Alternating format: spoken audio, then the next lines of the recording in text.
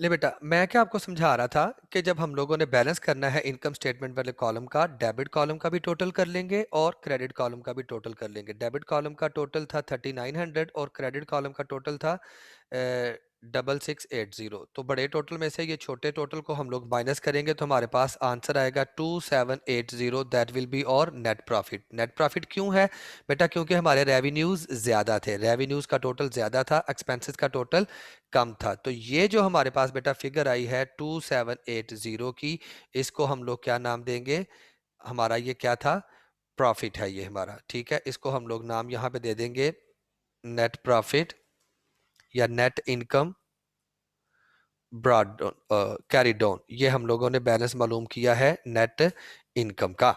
ठीक है, अब बेटा गौर करिएगा आप। अब हम लोगों ने क्या किया, इनकम स्टेटमेंट हमारी बन गई। इनकम स्टेटमेंट के बाद हमने क्या करना है, बैलेंस शीट के कॉलम्स को कंप्लीट करना है। वो किस तरह से कंप्लीट करेंगे बेटा? कि ये जो हमने वर्कशीट सामने बनाई हुई है, इस वर्कशीट में ये जो इनकम स्टेटमेंट में जो चीज़ें हमने लिख ली थी, ये मैं अब आप लोगों के सामने इनको सिलेक्ट करके ज़रा हाईलाइट कर देता हूं ताकि आप लोगों को पता चल जाए कि ये चीज़ें हमने सिर्फ छोड़ देनी है। ठीक है, ये देखिएगा बेटा, ये जिन चीज़ों को मैं इनकम स्टेटमेंट में लिख चुका हूं, इनको हमने छोड़ देना है। बाकी इनके अलावा जितनी भी फिगर्स एडजस्टेड ट्रायल बैलेंस में हमें नजर आ रही हैं, उन तमाम फिगर्स को हम लोगों ने बैलेंस शीट वाले कॉलम में क्या करना है, ट्रांसफर कर देना है। दोबारा सुन लें बेटा, बैलेंस शीट बनाने के लिए कि हमने बेटा जब एडजस्टेड ट्रायल बैलेंस बनाया था तो हम लोगों ने क्या किया था, तमाम अकाउंट्स को एनालाइज कर लिया था ये देखने के लिए कि परमानेंट अकाउंट्स कौन से हैं और टेम्परेरी अकाउंट्स कौन से हैं। और ये जो मैंने अकाउंट्स हाईलाइट किए हैं, ये और एक ये ड्राइंग्स का अकाउंट, सिर्फ ये अकाउंट्स जो थे ये हमारे पास टेम्परेरी अकाउंट्स थे। ठीक है, अगर ये टेम्परेरी अकाउंट्स थे तो हम लोगों ने क्लोजिंग एंट्रीज को करने के बाद इनकम स्टेटमेंट बनाई। इनकम स्टेटमेंट बनाने के बाद हम क्या करेंगे, बैलेंस शीट बनाएंगे। तो जब बैलेंस शीट बनाएंगे तो बैलेंस शीट का कॉलम सामने जब ड्राफ्ट करना है, तो ये जो इनकम स्टेटमेंट में अकाउंट्स यूज हो गए, इन अकाउंट्स के अलावा जो अकाउंट्स बच गए हैं वो सारे बैलेंस शीट में ट्रांसफर कर देने हैं।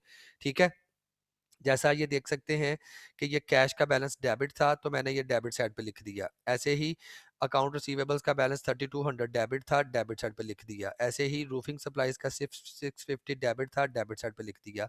इक्विपमेंट का 11,000 क्रेडिट डेबिट था, डेबिट साइड पे लिख दिया। और उसके बाद एक्यूमुलेटेड डेप्रिसिएशन का 1500 क्रेडिट, क्रेडिट साइड पे लिख दिया।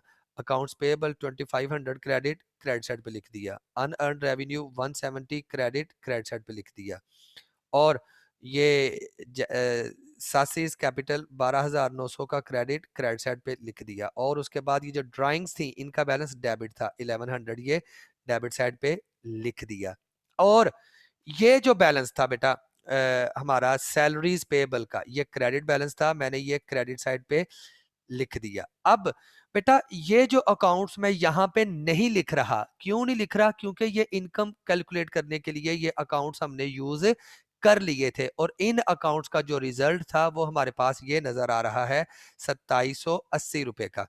तो बेटा ये जो रिजल्ट मुझे 2780 का नजर आ रहा है, ये क्या है? ये क्रेडिट बैलेंस है। क्यों क्रेडिट बैलेंस है बेटा? हम लोगों ने इस इनकम स्टेटमेंट वाले दोनों कॉलम्स को बैलेंस किया था, डेबिट साइड का टोटल भी निकाला था और क्रेडिट साइड का टोटल भी निकाला था। ये डेबिट साइड का था और ये क्रेडिट साइड का था। दोनों में से जो साइड बड़ी थी तो बैलेंस तो फिर वही होगा ना, मतलब ये बैलेंस क्या है?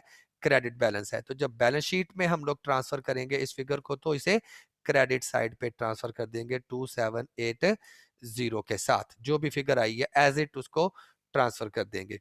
अब हम क्या करेंगे कि ये जो बैलेंस शीट के अकाउंट्स हमने लिखे हैं इनका भी हम लोग यहाँ पे अपने पास टोटल फाइंड आउट कर लेंगे ताकि देखें कि क्या ये टोटल इक्वल आ रहे हैं या टोटल इक्वल नहीं आ रहे। ठीक है जी, तो ये हमने देखा तो 20,450 और 20,450 दोनों टोटल्स हमारे इक्वल आ चुके हैं। ठीक है, तो हम ये कह सकते हैं कि ये जो जितना भी हमने ये काम किया था ये सारे का सारा काम हमारा ठीक हुआ है, अगर डबल एंट्री को ठीक तरह से किया था, एडजस्टिंग एंट्रीज को ठीक तरह से किया था, क्लोजिंग एंट्रीज को ठीक तरह से किया था, तो चाहे वो ट्रायल बैलेंस है, चाहे वो एडजस्टमेंट्स वाले कॉलम है, चाहे वो एडजस्टेड ट्रायल बैलेंस है, चाहे इनकम स्टेटमेंट है या बैलेंस शीट है, डेबिट और क्रेडिट्स के जो टोटल्स हैं वो बेटा हमेशा क्या आएंगे, इक्वल आएंगे। ठीक है, तो ये बेटा मैंने आप लोगों के सामने वर्कशीट कंप्लीट करके आप लोगों को समझा दी। आप लोगों से रिक्वेस्ट ये है कि इसको 2-3 दफा इस लेक्चर को बार बार आप देखिएगा। फैसिलिटी आपको ये मिल गई कि ये लेक्चर आपको सारे का सारा रिकॉर्डेड मिल गया। अब इस क्वेश्चन में जो रिक्वायर्ड था बेटा, इस क्वेश्चन में जो मजीद 2 रिक्वायरमेंट्स थी, 3 बल्कि, एक इनकम स्टेटमेंट रिक्वायर्ड थी, एक ऑनर्स इक्विटी स्टेटमेंट रिक्वायर्ड थी और एक बैलेंस शीट रिक्वायर्ड थी। मैं यहाँ पे इनकम स्टेटमेंट और ऑनर्स इक्विटी स्टेटमेंट के फॉर्मेट बनाने के लिए जा रहा हूँ। ठीक है, तो उसका फॉर्मेट क्या था कि यहाँ पे सबसे पहले हम लोग उसका बिजनेस का नाम लिखते हैं। बिजनेस का नाम जरा मैं देख लूँ क्या था, सासी रूफिंग। बिजनेस का नाम था सासी रूफिंग। ये मैंने बिजनेस का नाम यहाँ पे लिख दिया, सासी रूफिंग।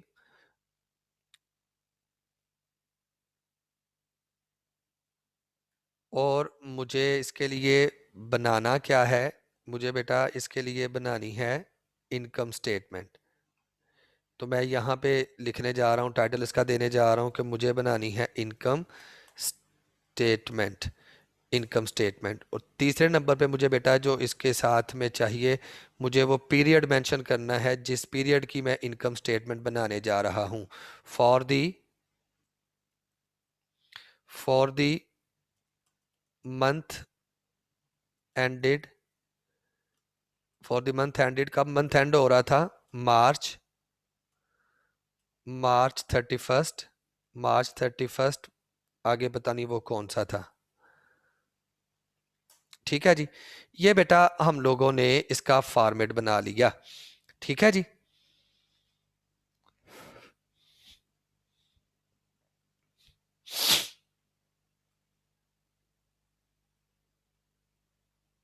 अब 2 कॉलम हमने बनाने हैं। एक कॉलम हम लोगों ने बनाना है पार्टिकुलर्स का और दूसरा कॉलम हम लोगों ने बनाना है अमाउंट के लिए। अमाउंट डॉलर्स में है तो वो उसको हम लोग डॉलर्स में ही लिखेंगे अमाउंट को।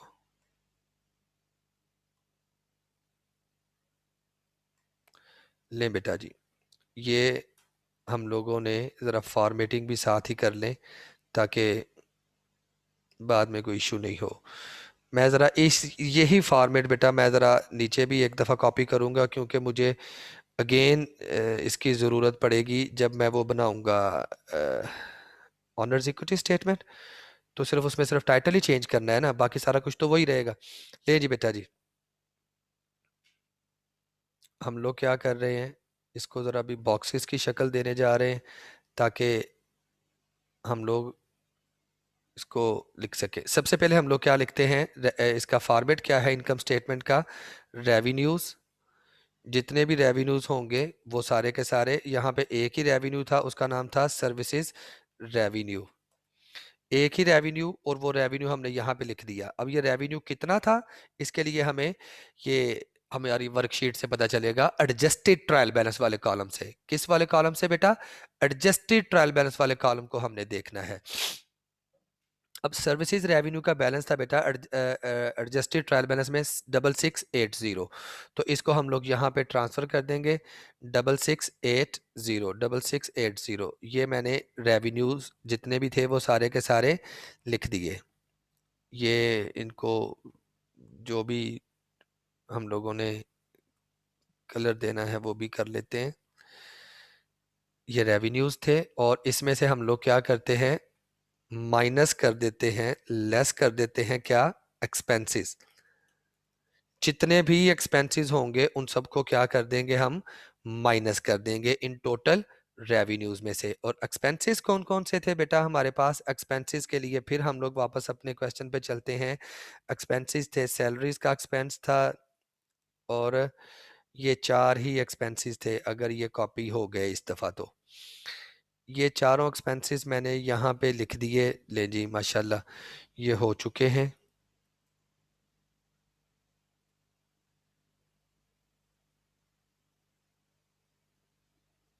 सैलरीज एक्सपेंस, इनकी फिगर्स मुझे देखनी पड़ेंगी। सैलरीज का एक्सपेंस था 1900 का, सैलरीज एक्सपेंस 1900, मिसलिनियस एक्सपेंस 400, और रूफिंग सप्लाईज ये शायद 1350 का था, और ये जो डेप्रिसिएशन थी ये शायद 250 की थी, आई थिंक सो। एक दफ़ा देख लेते हैं। 1900, 400, 1350 और 250 लें जी स्टूडेंट्स। बिल्कुल ठीक, हम लोगों ने फिगर्स जो हैं ये यहाँ पे एंटर की हैं। अब इन सबको जब टोटल करेंगे तो टोटल एक्सपेंसेस हमारे पास आ जाएंगे। लास्ट टाइम मैंने आप लोगों को इधर ही इंटरनल कॉलम में ही इनको करके आपको सिखा दिया था। अभी भी वैसे ही कर देता हूँ ताकि वो आप लोगों के लिए मिक्सअप ना हो जाए। ये सारे एक्सपेंसेस मैं इंटरनली यहाँ पे लिख रहा हूँ ताकि इनको जमा करके बाहर इनका सिर्फ आंसर लिखा जाए। 1350,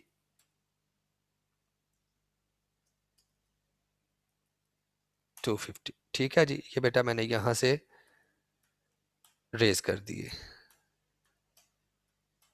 ठीक है जी। अब ये एक्सपेंसेस सारे के सारे मैंने लिख दिए।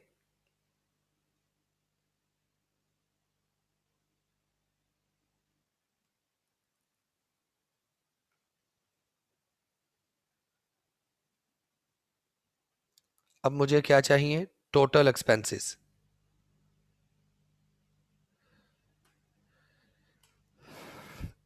टोटल एक्सपेंसेस, टोटल जो एक्सपेंसेस थे बेटा इस बिज़नेस के हमारे पास, ये जो हम लोग सासी रूफिंग का हम लोग काम कर रहे हैं, इसके जो टोटल एक्सपेंसेस थे वो हम लोग मालूम करेंगे।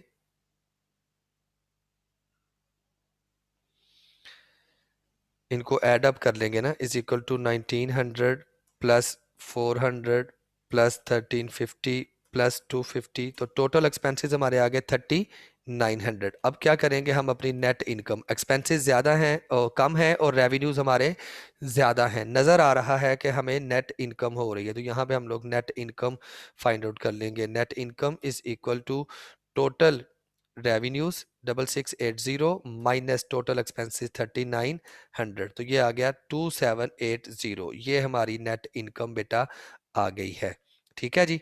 तो ये हम लोगों ने क्या किया? Total net income find out कर ली जो कि हमारी थी 2780 से, ठीक है जी। अब इस इनकम स्टेटमेंट के बाद हमसे रिक्वायर्ड किया गया था बेटा कि आपने बनानी है ऑनर्स इक्विटी स्टेटमेंट। तो अब सासी रूफिंग वही हमारा फॉर्मेट तो वैसे का ही रहेगा ऑलमोस्ट। तो यहाँ पे क्या करेंगे? यहाँ पे सिर्फ नाम चेंज कर देंगे, owners, owners equity statement, owners equity statement for the month ended March वगैरह वगैरह, ठीक है। अब इसका फॉर्मेट क्या था? हमने कहा था सबसे पहले क्या लिखते हैं? Capital, capital eight, capital at the beginning,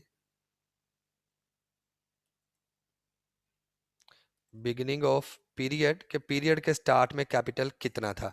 अब बेटा ये जो पीरियड के स्टार्ट का कैपिटल है ये हमें कहाँ से नजर आएगा? ये पीरियड के स्टार्ट का कैपिटल हमें एडजस्टेड ट्रायल बैलेंस में जो कैपिटल की फिगर दी होगी उसमें से नजर आएगा, ठीक है।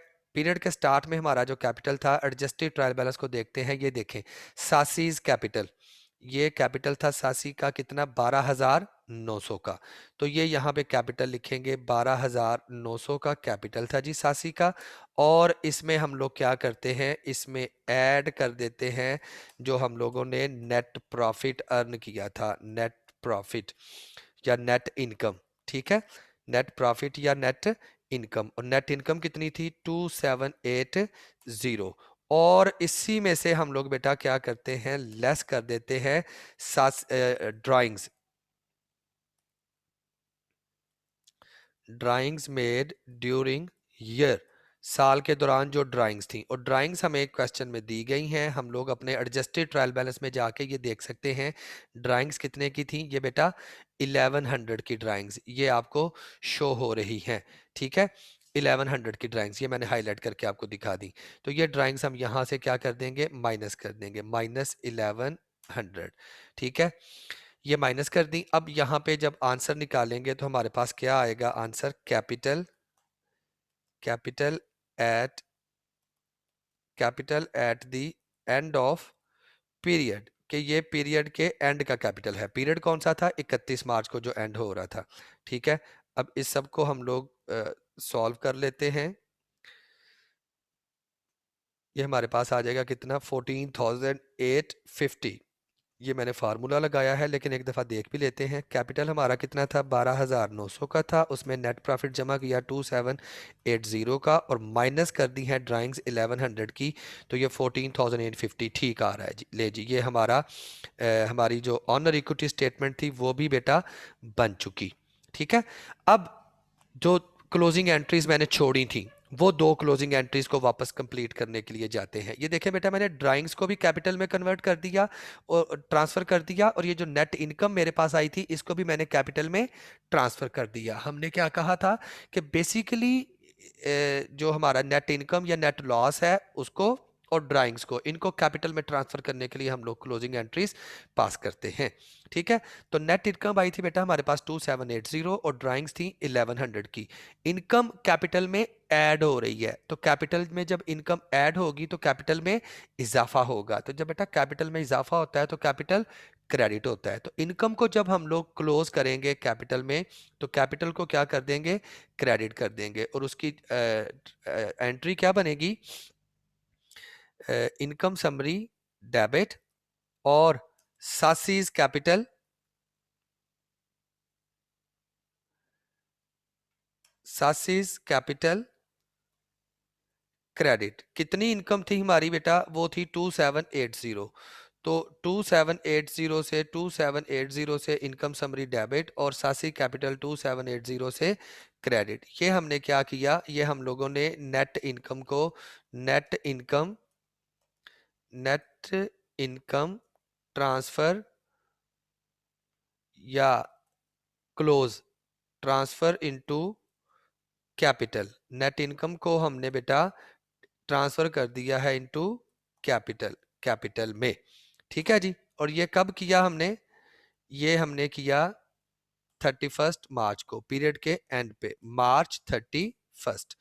अगेन March 31 की एंट्री ड्राइंग्स को जब हम लोग क्लोज करते हैं बेटा, ये आप देख सकते हैं कि ड्राइंग्स क्या हो रही हैं? कैपिटल में से माइनस हो रही हैं। तो जब ड्राइंग्स कैपिटल में से माइनस हो रही हैं तो मतलब ये कैपिटल को कम कर रही हैं।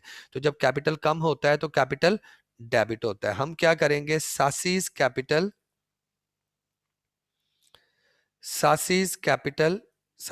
के कैपिटल को हम लोग डेबिट करेंगे, और ड्राइंग्स जिसका बैलेंस डेबिट था उसको क्या कर देंगे? क्रेडिट कर देंगे। सासीज ड्राइंग्स क्रेडिट। अब ये ड्राइंग्स कितने की थी? ये 1100 की थी, तो कैपिटल 1100 से कम होके डेबिट हो गया। ड्राइंग्स खत्म हो गई, ड्राइंग्स का बैलेंस डेबिट था, जब उन्हें खत्म करेंगे तो उन्हें क्रेडिट कर देंगे। तो यहाँ पे नरेशन क्या लिखेंगे? ड्राइंग्स क्लोज्ड या ट्रांसफर इनटू कैपिटल, कि इनको कैपिटल में क्लोज कर दिया है या ट्रांसफर कर दिया है, वर्ड्स ऑन जो भी आपका दिल करे, दोनों दोनों ही ठीक है। तो बेटा ये क्लोजिंग एंट्रीज मैंने आप लोगों को करके आज समझा दी। मैंने कहा था कि क्लोजिंग एंट्रीज किसकी होती हैं?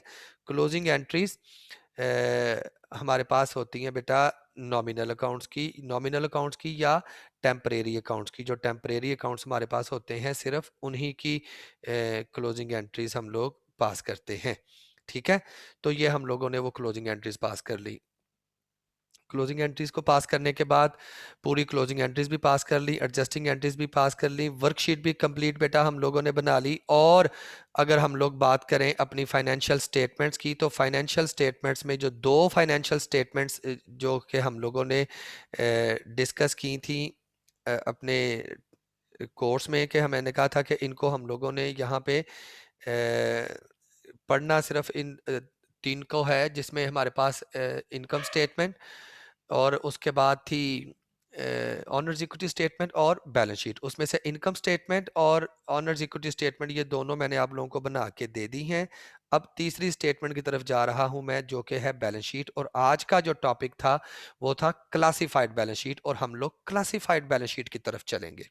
ठीक है बेटा, अब क्लासिफाइड बैलेंस शीट किस तरह से बनती है? तो सबसे पहले एज यूजुअल मैं क्या करने जा रहा हूँ, मैं उस बिजनेस का नाम मतलब फॉर्मेट बनाने जा रहा हूँ। एक उसका बिजनेस का नाम क्या था? सासी रूफिंग सासी रूफिंग, और उसके बाद मुझे क्या बनाना है, मुझे बैलेंस शीट बनानी है। तो यहाँ पे मैं टाइटल दूंगा बैलेंस शीट का, बैलेंस शीट का। और बैलेंस शीट का टाइटल, मुझे एक बैलेंस शीट किस तारीख की बनानी है, जिस तारीख को ये मंथ एंड हो रहा था, और मंथ एंड हो रहा था मार्च 31 को। एज ऑन मार्च 31, 2000 पता नहीं कौन सा, तो मैंने भी ऐसे ही लिख दिया उसको। ठीक है बेटा, ये हम लोगों ने एक फॉर्मेट जो था वो बनाने की कोशिश की है। ठीक है,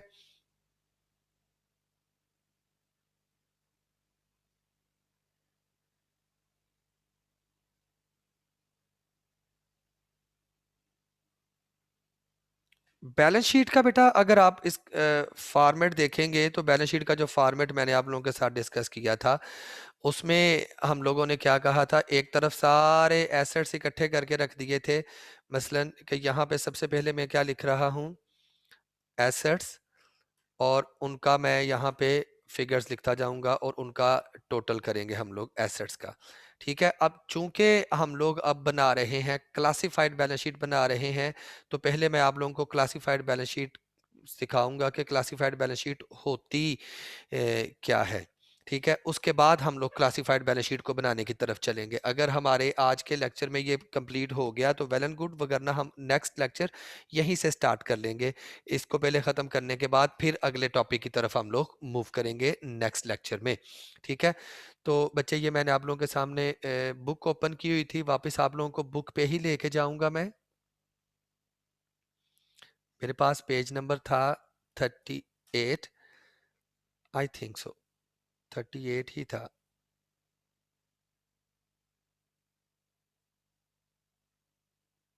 शायद 28 था।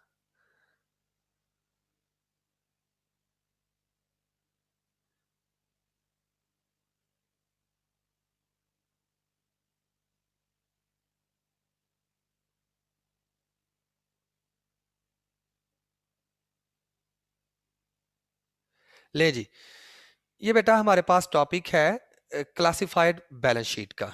ठीक है, बैलेंस शीट तो वही है जैसे हम लोगों ने स्टार्ट में सीखा था कि पहले सारे एसेट्स को लिख लेंगे, और उसके बाद हम लोग क्या करेंगे, लायबिलिटीज और ऑनर्स इक्विटी को लिख लेंगे। लेकिन जब बेटा हम लोग इनको क्लासिफाई करते हैं बैलेंस शीट आइटम्स को, तो उसके क्लासिफिकेशन के एतबार से उसके डिफरेंट हेड्स हमारे पास आ जाते हैं।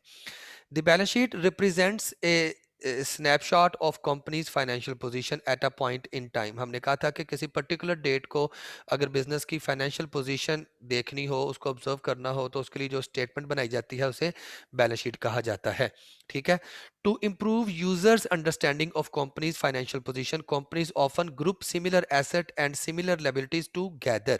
मतलब आसानी के लिए लोगों को मतलब जो इंटरेस्टेड यूजर्स होते हैं उनको ज़रा इजीली समझाने के लिए हम लोग क्या करते हैं कि कैटेगराइज कर देते हैं डिफरेंट एसेट्स को, डिफरेंट लायबिलिटीज को, उनको कैटेगरी वाइज प्रेजेंट कर देते हैं अपनी बैलेंस शीट में। और this is useful because it tell you that items with in a group have similar economic characteristics। A classified balance sheet generally contains the standard classification listed in illustration 4.7 here। ये सामने आपके एक list नजर आ रही है। ये list जो है ना, ये बच्चे आप लोगों ने इसका स्क्रीनशॉट ले लें, इसको उठते बैठते आप लोगों ने देखना है और याद करना है।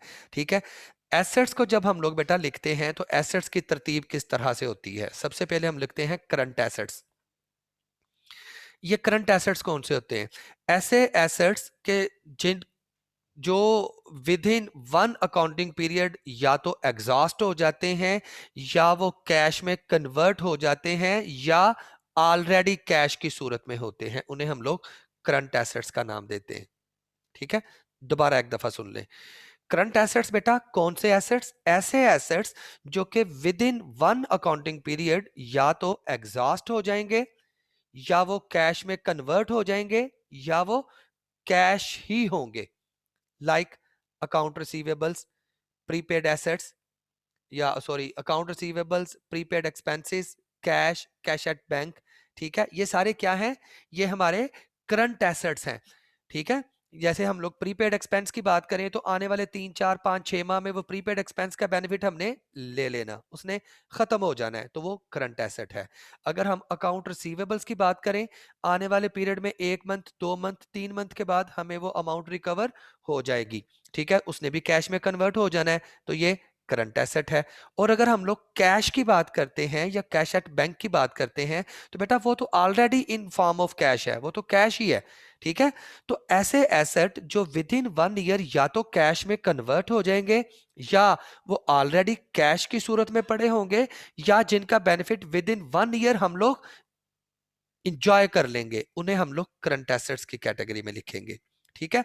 अब हम जब ट्रायल बैलेंस की मदद से बैलेंस शीट बनाएंगे, तो ये एनालिसिस हमने खुद करना है कि कौन कौन सा ऐसा एसेट है जो कि विद इन 1 ईयर एग्जॉस्ट हो जाएगा, या जिसका बेनिफिट जो ऑलरेडी जो कैश की सूरत में है, या जिसका बेनिफिट हम इंजॉय कर चुके हैं, ठीक है। उसके बाद हम लोग लिखते हैं बेटा लॉन्ग टर्म इन्वेस्टमेंट्स।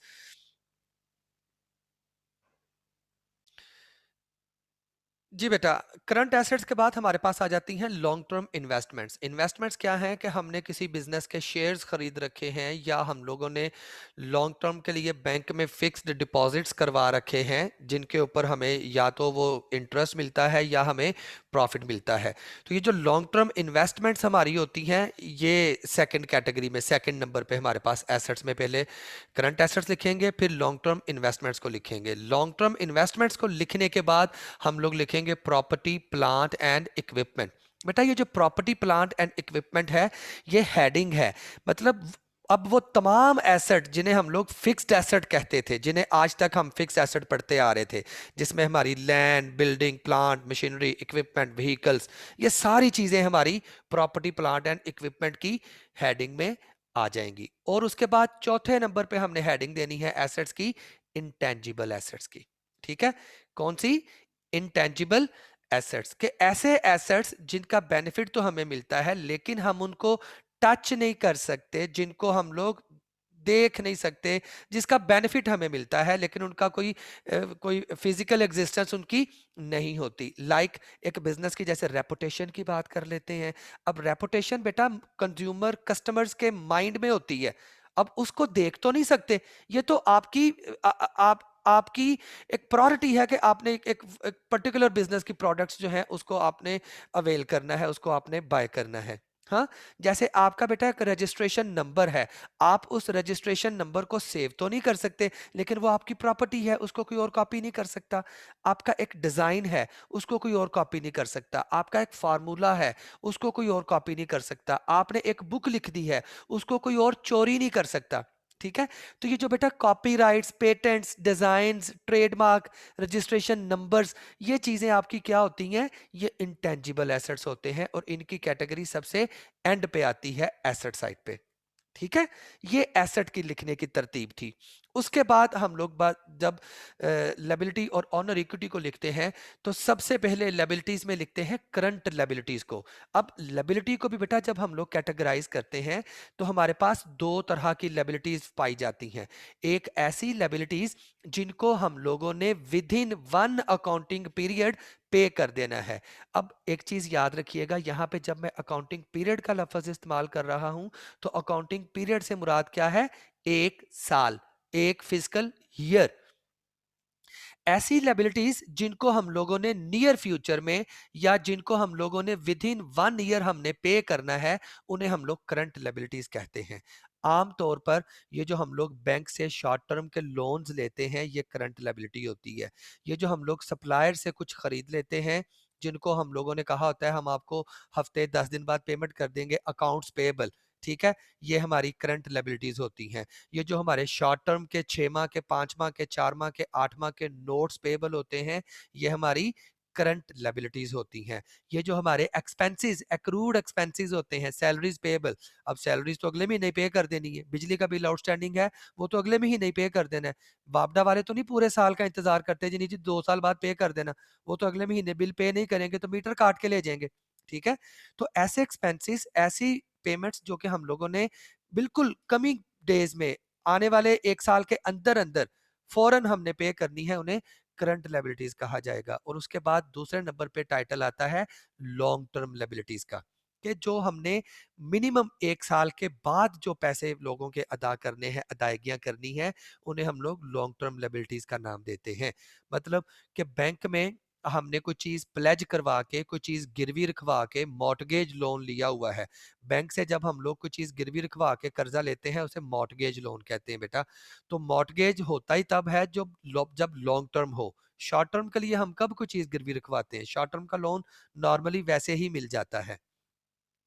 तो लॉन्ग टर्म लायबिलिटीज को करंट लायबिलिटीज के बाद लिखेंगे और एंड पे शेयर होल्डर्स या ऑनर्स इक्विटी, ये जो हमने इक्विटी स्टेटमेंट में फाइंड आउट की थी, इसको सबसे एंड पे लिख देंगे। ठीक है, तो ये इस तरह से बेटा हम लोग क्या करेंगे, अपनी क्लासिफाइड बैलेंस शीट को प्रिपेयर करेंगे। आप लोगों के लिए टास्क क्या है आज का, मैं वो अभी बता दूं। इसके नीचे बुक में आप देख लीजिएगा अपने पास, अगर आपके पास मोबाइल पे लैपटॉप पे बुक ओपन होगी तो ये जो 7 हेडिंग्स आपको नजर आ रही थी, 4 एसेट्स की और 3 लायबिलिटी साइड की, इन सातों को आप लोगों ने अपने वर्ड्स में ढूंढ ढूंढ के लिखना है। और लिखने से पहले बेटा ये नीचे डिटेल दी हुई है, ये इनको पढ़ लीजिएगा। ये करंट एसेट्स और ये सारे के सारे ऐसे ही लॉन्ग टर्म इन्वेस्टमेंट्स, ये सारी चीजें आपको नजर आ रही हैं, इनको आप लोगों ने देख लेना है। ठीक है, मैं क्या कर रहा हूं बेटा, मैं आप लोगों को एक बैलेंस शीट बना के देने जा रहा हूं, क्लासिफाइड बैलेंस शीट, जो कि इस फॉर्मेट पे पूरा उतर रही है।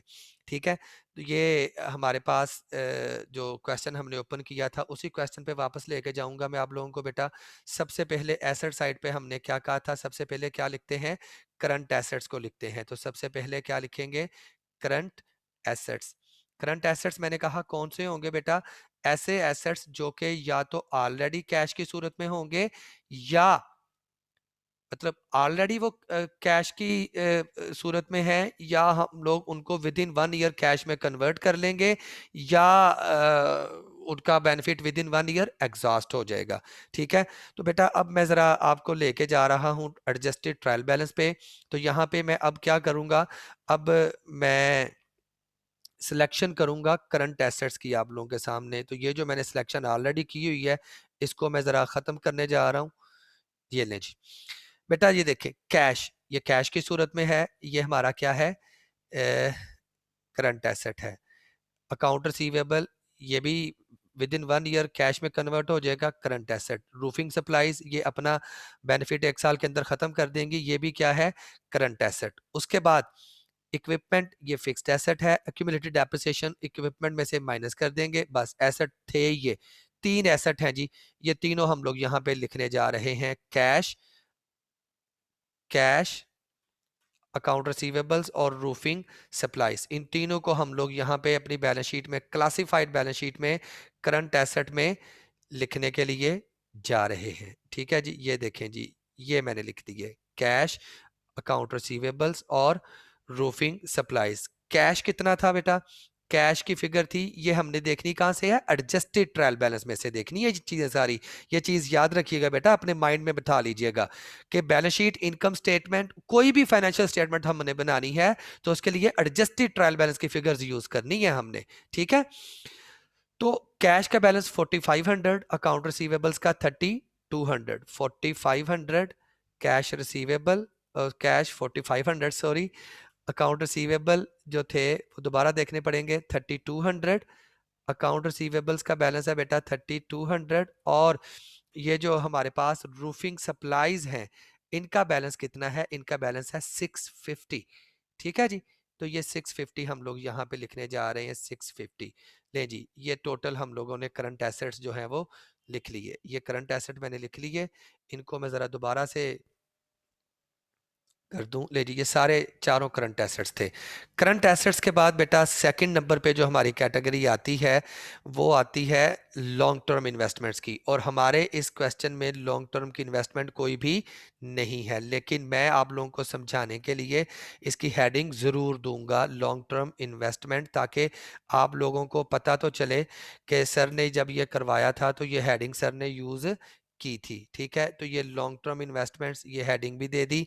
अब चूंकि हमारे पास एज सच कोई भी इन्वेस्टमेंट जो है वो फॉल नहीं कर रही, कोई भी इन्वेस्टमेंट अवेलेबल नहीं है, तो इसके नीचे कुछ भी नहीं आएगा। लॉन्ग टर्म इन्वेस्टमेंट के बाद बेटा हमने लिखना है property, plant and equipment. Property, plant and equipment. Property, ये हेडिंग देनी है एसेट्स के लिए, प्रॉपर्टी, प्लांट एंड इक्विपमेंट्स के जो फिक्स्ड एसेट्स हमारे होंगे बेटा उनको हम लोगों ने यहाँ पे लिखना है। ठीक है, अब ये मैंने लिख दिया, इसको मैं हाईलाइट भी करने जा रहा हूं। अब मैं क्वेश्चन की तरफ जाऊंगा, देखूंगा कि मेरे क्वेश्चन में फिक्स्ड एसेट्स कौन कौन से थे। ठीक है, इक्विपमेंट एक ही था बेटा मेरे पास और इसके भी डेप्रिसिएशन थी। अब मैंने क्या करना है, मैंने जब यहाँ पे प्रॉपर्टी प्लांट एंड इक्विपमेंट की हेडिंग में यहाँ पे मैंने इक्विपमेंट्स लिखने हैं, इक्विपमेंट्स लिखे। इक्विपमेंट्स कितने के थे, ये मैं जरा क्वेश्चन देख लूं। इक्विपमेंट थे बेटा मेरे पास 11,000 के। तो बेटा जैसे मैंने आप लोगों को ये सिखाया था स्टेटमेंट लिखना, मेरा ख्याल 10वें 11वें लेक्चर में सिखाया था, 11,000 के इक्विपमेंट लिखेंगे और इसमें से क्या करेंगे, इसमें से बेटा लेस करेंगे अक्यूमुलेटेड डेप्रिसिएशन, जो कि हमारा कंट्रा एसेट अकाउंट था। अक्यूमुलेटेड डेप्रिसिएशन इक्विपमेंट, ये मैं जरा शॉर्ट फॉर्म में लिख रहा हूँ। इक्विपमेंट की डेप्रिसिएशन कितनी थी क्यूमुलेटेड, ये हम लोग देख लेते हैं दोबारा से बेटा। अक्यूमुलेटेड डेप्रिसिएशन का बैलेंस हमें नजर आ रहा है 1500 का, ये देखें, आप इसको देख सकते हैं एडजस्टेड ट्रायल बैलेंस में। तो ये सारी की सारी क्यूमुलेटेड डेप्रिसिएशन हम लोग इसमें से माइनस कर देंगे कि अब तक की जो क्यूमुलेटेड डेप्रिसिएशन है बेटा वो कितनी है, 1500 की है। तो ये जितनी भी डेप्रिसिएशन अब तक की होगी वो सारी की सारी माइनस कर देंगे हम लोग इक्विपमेंट में से। तो अब ये इक्विपमेंट का बैलेंस हमारे पास क्या आएगा, टोटल इक्विपमेंट ऑलरेडी अवेलेबल थे 11,000 के, उसमें से जो डेप्रिसिएशन अब तक टोटल अब तक जितनी भी डेप्रिसिएशन हो चुकी उसे एक्यूमुलेटेड डेप्रिसिएशन कहेंगे ना, उसे माइनस करके तो बाकी हमने लिख दिया 9,500। अब दोबारा जा रहे हैं हम लोग, और कोई भी बेटा हमारे पास कोई फिक्स्ड एसेट नहीं है, और जो इंटेंजिबल एसेट थे उसकी जब हेडिंग देंगे तो वो भी हमारे पास बेटा कोई भी नहीं है। इंटेंजिबल एसेट्स वो भी कोई नहीं है। ठीक है, तो उसको भी हम लोग खाली छोड़ देंगे। ले जी, इंटेंजिबल एसेट्स की हेडिंग तो दी, लेकिन उसको भी हम लोगों ने खाली छोड़ दिया कि भाई इसके भी नीचे कुछ भी नहीं आ रहा। अब क्या करेंगे बेटा, अब मैंने जितने भी मेरे पास टोटल एसेट्स आए हैं, इन एसेट्स का मैं क्या करने जा रहा हूं, टोटल करने जा रहा हूं, ताकि मैं टोटल एसेट्स यहां पे प्रेजेंट कर सकूं कि टोटल एसेट्स मेरे कितने हैं। टोटल एसेट्स, टोटल एसेट्स, अब टोटल एसेट्स ये जितने भी एसेट्स हमारे पास दिए गए हैं उन सबको लिख लें, इज इक्वल टू सबसे पहले 4500 प्लस 3200 प्लस 650 प्लस 9500, तो टोटल एसेट आ गए 17,850 के। बेटा ये मैंने सारे एसेट्स जो थे वो यहाँ पे अपने पास लिख लिए हैं, 17,850 के ये टोटल एसेट्स।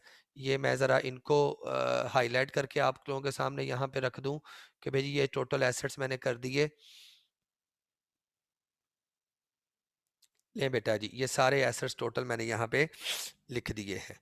ठीक है जी, अब हम लोग क्या करने जा रहे हैं, अब हम लोग करेंगे जी लायबिलिटीज की तरफ जा रहे हैं जी। लायबिलिटीज,